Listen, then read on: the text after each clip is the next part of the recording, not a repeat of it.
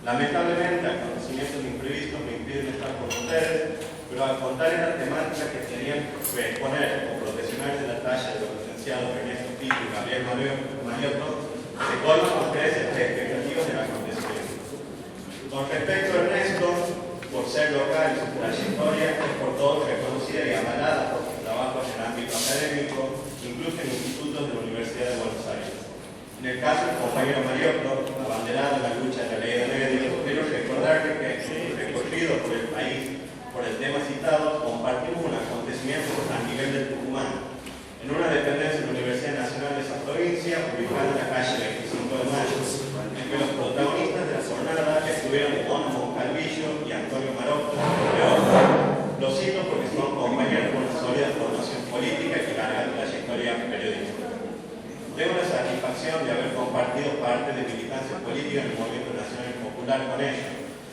Tras el despojo que sufrimos a manos de los poderosos de nuestra excelente ley de medios, dejo este mensaje del general Perón en una conferencia pronunciada el 21 de agosto de 1947 en los albores de nuestro movimiento. Yo no he de olvidar jamás, citamos a Perón, una lección que recibí cuando aún era niño. Discutía con una persona mayor sobre la veracidad de cierta afirmación por haberla leído en un diario. Esa persona tenía un perro que llamaba León. Mire, amigo, me dijo. Y dirigiéndose al perro lo llamó León, León, León. Y el perro vino. ¿Ha visto? Me dijo. Le digo a León y viene, pero no es León, es perro. Desde entonces, cuando leo o me dicen algo, lo primero que hago es discernir para mí si ello es o no así. No sea que me digan que es León y luego resulte ser un perro. Este consejo quiero transmitirlo a todos los argentinos de buena fe, porque he descubierto que en estos momentos hay muchos hombres de mala fe que desean engañar a la opinión pública con fines inconfesables. Me he de tomar el trabajo de ser yo mismo quien informe a la opinión pública al fin de evitar que las cizañas de esos malos sembradores invaden el campo de la verdad y de los buenos argentinos sean inducidos a caer en el error de buena fe. De esta anécdota vemos cómo es necesario apelar a instar el discernimiento del pueblo al evaluar la información que sin escrúpulos los referentes del poder dominante distorsionan en perjuicio de la nación. Un fuerte abrazo, Juan Manuel Zucconi, presidente del Partido de Victoria, Distrito Santiago del Estero.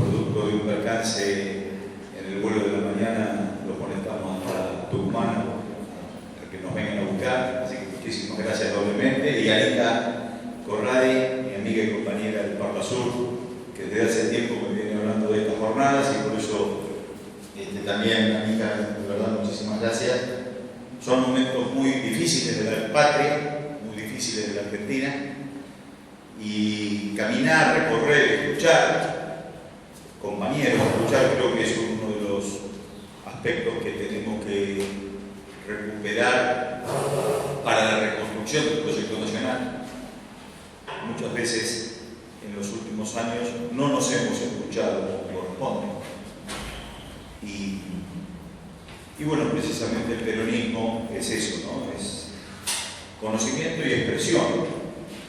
Y a veces cuando uno no dice lo que siente, lo que piensa, no propone alternativas de orden filosófico, ideológico y de acción política, se queda medio atragantado, como dice el poeta, ¿no? Si no cambio lo que pienso, me voy a pudrir por dentro, me dice Spinetta. Y creo que, ¿qué decir? Creo que esta reconstrucción se logra hablando y escuchando, y sobre todo escuchando, ¿no? Porque en escuchar uno puede sentirse mejor interpretado de lo que se supone. Cuando uno escucha una letra de Homero Manzi, dice: si yo no tuviera talento hubiera dicho esto, ¿no? Como que se interpreta. Yo recuerdo, escuchando al compañero recién, voy a marcar algunas diferencias que tengo con el compañero, pero son disparadores. Cuando habló de la Fotia, recordé rápidamente la historia de ese gremio, de Santillán, y recordé la película de Gerardo Vallejo, El rigor del destino, tan importante, tan vigente más ahora, ¿no?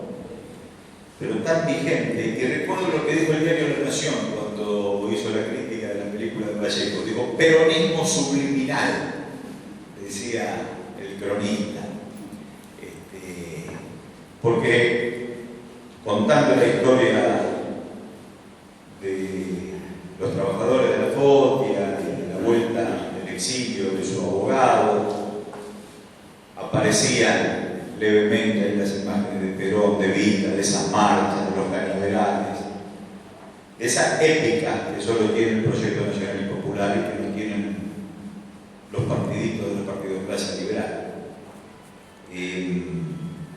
Esa épica fundada en la pluralidad y en la diversidad del 17 de octubre, donde llegaron a la plaza compañeros de distintos espacios, ninguno peronista, todos fueron peronistas. Por eso el peronismo es tan cultura popular, es tan amplio, que no se puede encerrar en un partido, no lo pudo encerrar ni lo quiso encerrar el propio Perón. Perón hablaba de una herramienta electoral. El Partido Justicialista terminó siendo una herramienta electoral. El peronismo es mucho más amplio que eso. Incluso hay peronistas que no lo saben. Viven como peronistas, silban como peronistas, gargajean de colmillo, como diría Carlos de la Púa, como peronistas, y después votan cualquier otra cosa, pero a la larga terminan siendo. Nos pasa si revisamos por ahí, a mí me ocurre con mis propios compañeros de escuela. El único peronista era yo y después terminaron todos votando al peronismo. ¿Qué pasó? Ellos eran peronistas antes de saberlo. Uno nace peronista en su barrio, en su familia. Producto de esa movilidad social ascendente, producto de esa dignidad del trabajo. Pero el peronismo no es una fotografía sepia. No es un anhelo que pasó y lo miramos con melancolía. Melancolía uno puede tener por la pérdida de lo que no fue. Y tristeza es esa angustia que se puede tener por lo que fue y ya no es, o por lo que se perdió. El peronismo no es ni triste ni melancólico, es todo futuro, permanentemente futuro, reactualizado en Néstor y Cristina. Si no hubiese estado Néstor y Cristina, ese anhelo de lo que fue nos hubiera clavado como un tigre en la garganta. Pero Néstor y Cristina sí le dieron.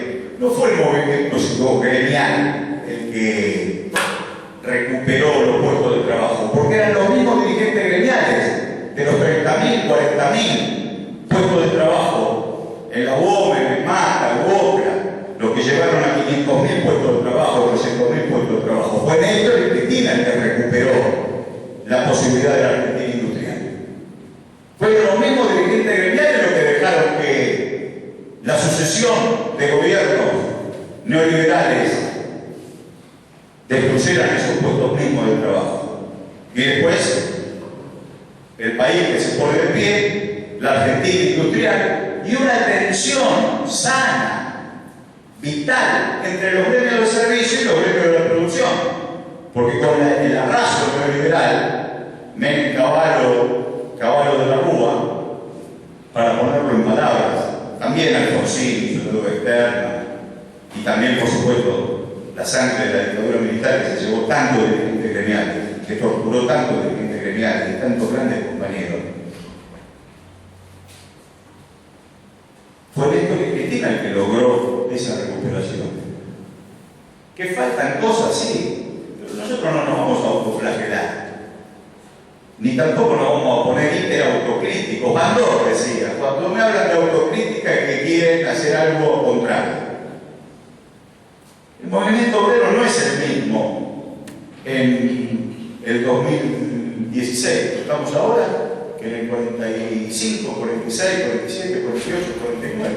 Y no es el mismo por algo que es gráfico en la historia. Las obras sociales no las inventó Perón. Las obras sociales son una imposición de una negociación del organato con Bandor, donde Rubén San Sebastián, el ministro de Trabajo, junto con un hombre muy cercano a mi afecto, que es Valentín Suárez, porque fue presidente de mi club de Banfield, se tendieron una negociación con ese gremialismo que pretendía un peronismo sin Perón, grandes compañeros de la resistencia que después en una coyuntura pensaron que podían ser ellos y no el viejo general del exilio que tenía todo el amor de su pueblo, y construyeron un espacio de negociación entre ese Estado que en este caso estaba gobernado por la dictadura y que después fue plasmado en un decreto por Manrique, precisamente fusilador, tirador de bomba del 55, y Lanusse. Esas obras sociales le dan un juego distinto a la representación gremial con respecto al Estado y también con respecto a los trabajadores. Pero 12 años de trabajo, 12 años de una dirección correcta, con muchos errores, muchísimos errores, pero de dirección correcta, desendeudamiento, digamos, esa trilogía de Néstor, superávit fiscal, superávit comercial, acumulación de reserva y dejarnos sin deuda, es realmente un hecho virtuoso, maravilloso, que permitió esa recuperación. Sustitución de importaciones, industrialización de la ruralidad, como planteaba el compañero en Dinamarca. Cristina permanentemente vino predicando ese eje, industrializar la ruralidad y terminar con esa pulseada de la Argentina agroexportadora de 1880, o de Roca Púlsima de los 30, o de Martínez León del 76, o de Cavallo, o de Lategay Macri. Esa Argentina agroexportadora por una Argentina que industrialice la ruralidad, valor agregado a la producción primaria. Esas cadenas nacionales que tanto criticaba el establishment y los grandes medios de comunicación, permanentemente tenían a Cristina predicando en esa dirección. ¿Que cuesta? Claro que cuesta. ¿Que se hizo lo que se pudo y mucho más? Claro que se hizo lo que se pudo y mucho más. ¿Que es evidente el resultado de los 12 años en materia de conquistas sociales, de derechos sociales? Se peleaba por el impuesto al trabajo, una merecida reivindicación que llevó adelante el movimiento obrero y que quizás nosotros no tuvimos la capacidad de satisfacer en el tiempo adecuado. Pero hoy se está peleando por el puesto de trabajo, porque se pierde el puesto de trabajo porque se abrió la importación desmedida. ¿Qué va a pasar con el calzado, con el textil, con la metalmecánica? ¿Qué está pasando con ese resorte de la economía? ¿Qué va a pasar con la mueblería? Están viniendo los muebles de China otra vez como en la década del 90.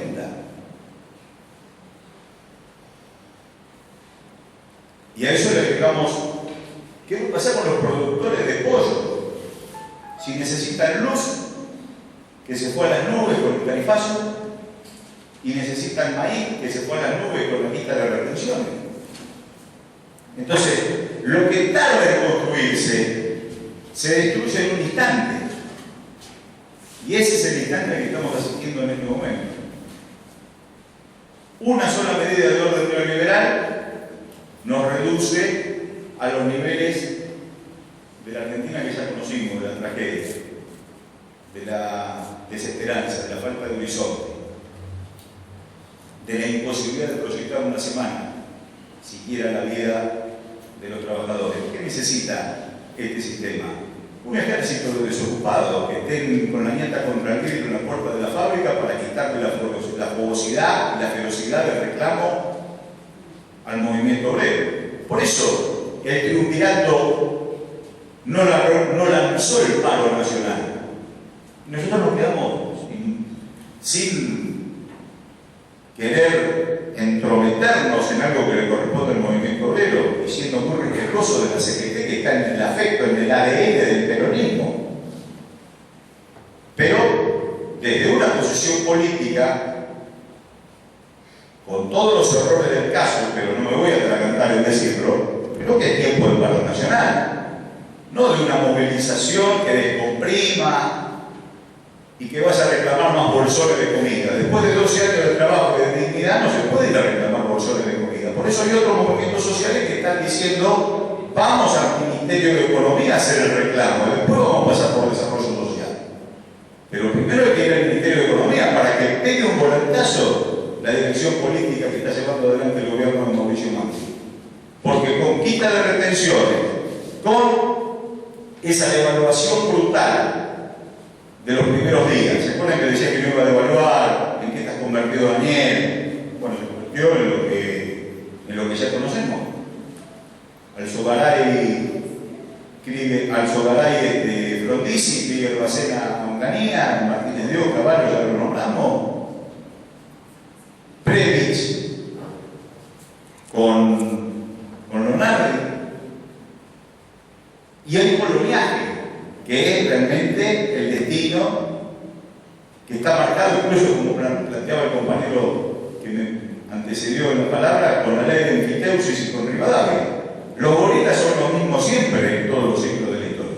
Y el pueblo es el mismo siempre en todos los siglos de la historia. Y yo creo que Cristina es Perón. No es porque sea mejor que Perón, ni igual que Perón.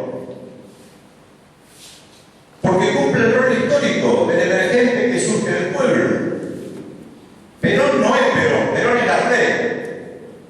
Tampoco Perón es Perón, porque Perón es mucho más que eso, porque el pueblo lo ha construido a ese genio, a esa figura emblemática, ese hombre, ese cuadro intelectual, esa persona maravillosa que pensó el mundo desde su lugar, desde la patria, desde América Latina, desde la patria grande, que le dotó una nueva filosofía a un mundo bipolar que pulseaba, construyó filosóficamente la tercera posición para dar lugar a ese tercer mundo que él mismo diseñó con esa armonía del 50-50 entre el capital y el trabajo. Ese genio no es un marciano, ese genio lo forjó nuestro pueblo, se nutrió de nuestra sabiduría popular, de los inmigrantes que vinieron a mezclarse con los hermanos de nuestra tierra. No es un marciano, no nació de un repollo, es de acá. Porque se dio la condición objetiva en la Argentina para que surja un Perón. Surgió el mejor. Yo creo que lo construimos a imagen y semejanza de lo que soñamos y no pudimos ser. Pero sin Néstor y Cristina no hay Perón, no hay Irigoyen, no hay Alem, no hay Rosa, no hay Borrego, no hay Moreno, no hay aceite hirviendo en los ingleses. Y Néstor y Cristina hoy, y mañana otro Perón, otro Néstor, otra Cristina, porque el pueblo lo va a ir regenerando, construyendo. Como los gorilas son los mismos, el pueblo es el mismo, y los emergentes son los mismos y cumplen el mismo rol histórico. Entonces hoy no es el 2001. ¿Por qué no es el 2001? Porque hay una esperanza, que es Cristina, líder del pueblo. Porque aún con las diferencias, aún con los reproches,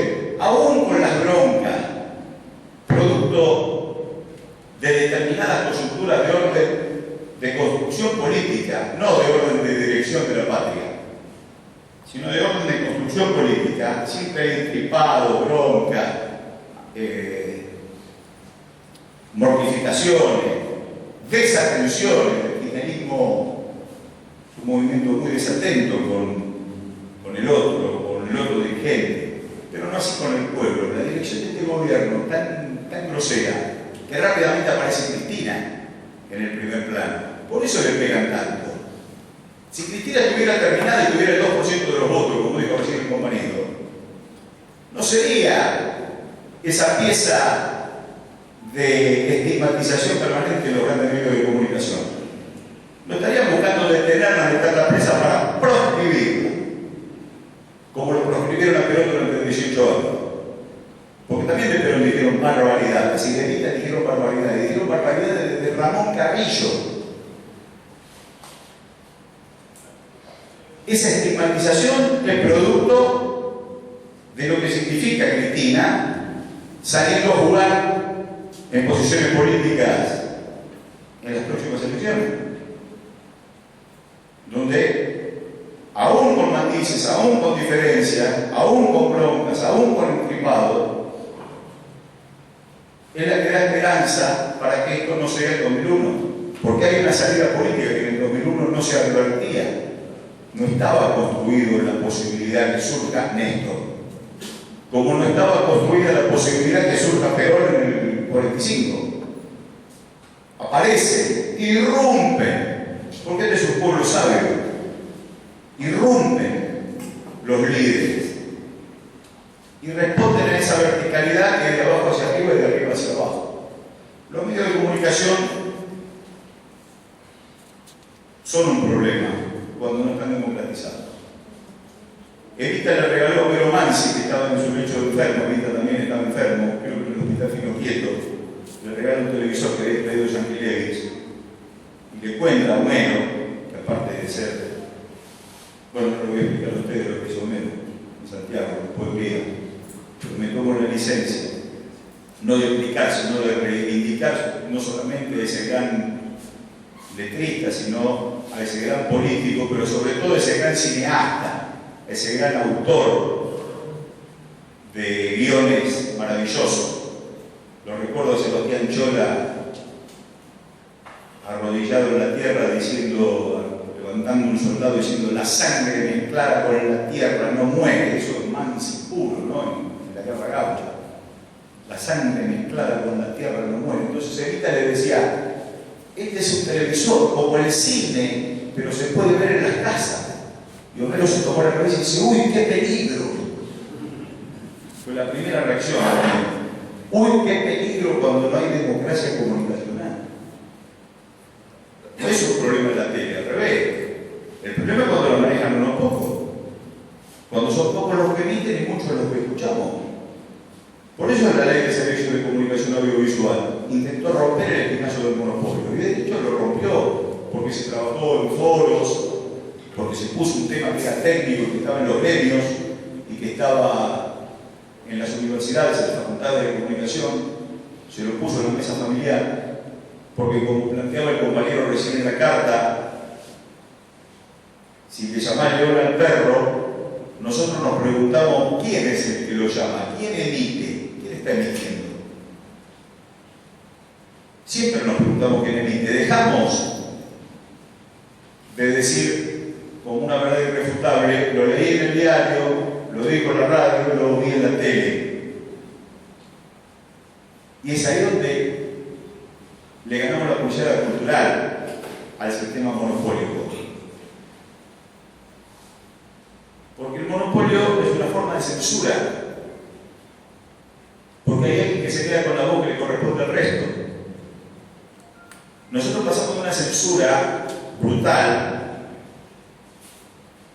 Censuraban las canciones, el teatro, el cine, por supuesto. Mataban, torturaban, desaparecían. Un estado represor de la dictadura, a una democracia que tuvo otra forma de censura más sutil, que era el monopolio. Pero pasamos de la grosería explícita a esa sutileza y la asumimos como algo natural. Y ahí es donde pisamos el palito, donde realmente caímos en la trampa. Nos parecía natural que eso sea así, y no es natural. Hay leyes de avanzada en distintos lugares del mundo que ya lo habían planteado. El punto 13 de la Declaración de Principios de Libertad de Expresión de Naciones Unidas establece eso, que el monopolio es una forma de censura. Pero nosotros no teníamos una ley de la dictadura que decía que la noticia tenía que ser veraz, objetiva y oportuna. ¿Quién dice que es veraz? Mucho menos la objetividad, que no la hay, pero la oportunidad, veraz, objetiva y oportuna. Desde ese, venimos desde el fondo del mar en materia de libertad de expresión y de derecho a la información. Entonces, ¿qué plantea Cristina? Bueno, vamos a discutirlo en foros, porque en 27 años de democracia se seguía con la ley de la dictadura. Aunque sea lo último que haga, esto alguien lo tiene que hacer porque hay que democratizar, si no, no se ensanchan los resortes de la democracia. Y se discutió en foros, se votó lo envió el Ejecutivo, primero se comprometió el Ejecutivo, sabiendo que se iba a ganar el odio de todos los medios concentrados. Se votó en el Congreso y después se ganó en la Corte, en una audiencia pública, o sea que intervinieron los tres poderes del Estado, más la participación del pueblo en los plenarios. Después nos equivocamos también en la implementación, tuvimos algunos errores que hay que subrayar para no volver a repetir, porque quien gobierna comete errores. Ahora, si repiten los errores, ya no son errores, son giladas, dice Mujica, una frase que me gusta mucho subrayar. Entonces, revisar el pasado para no cometer esos mismos errores. No se llamó concurso 220 licencias para nuevas televisoras y tampoco se implementó con toda la fortaleza las plataformas de la televisión digital terrestre. Se hizo fútbol para todos, que fue muy importante, es muy importante, y este gobierno lo amenaza todos los días por sacarlo, pero como son gobiernos neoliberales que se basan en el focus group, saben que va a haber bronca.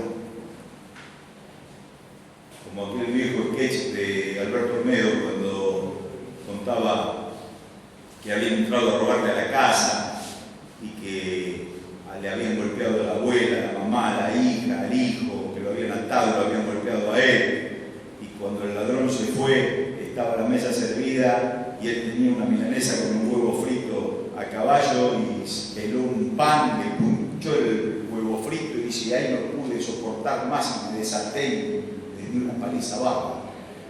El pan del huevo frito de Olmedo es: nos quitan fútbol para todos.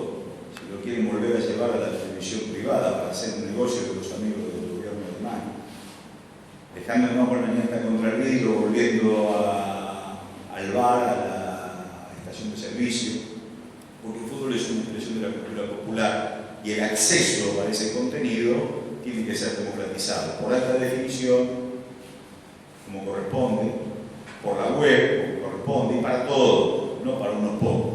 Nosotros ya nos habíamos acostumbrado a que nos lo relaten por radio mostrándonos la tribuna, ¿no? Y nos parecía que eso era lógico. Lo más democrático es pagar, decía quien defendía el derecho de torneos sin competencia. Bueno, se avanzó, se mostró con esa realidad de cambio cultural, de cambio de paradigma, que se podía ejercer un derecho que ni siquiera sabíamos que nos pertenecía, y se avanzó en la ley de medios. Nos equivocamos en el aspecto de suspendimos esas 220 licencias de concurso, grave error. Los monopolios no son, digamos, monopolio no es Clarín solamente, acá hay monopolios en distintos lugares del país. Yo recuerdo una discusión que tuve con Pepe Liayer, pobrecito, que falleció. Me decía: usted decano en la facultad y dice los monopolios, monopolio es uno. No, los monopolios. En Mar del Plata hay un monopolio, en Bahía Blanca hay un monopolio.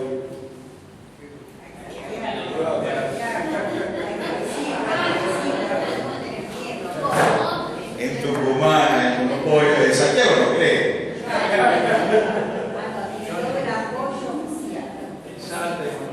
En todo hay monopolios, cada uno los conoce, ahora se los podemos poner en palabras. Pero a esos monopolios hay que sumarle otra herramienta en toda América Latina que está funcionando, porque nosotros no perdimos contra Macri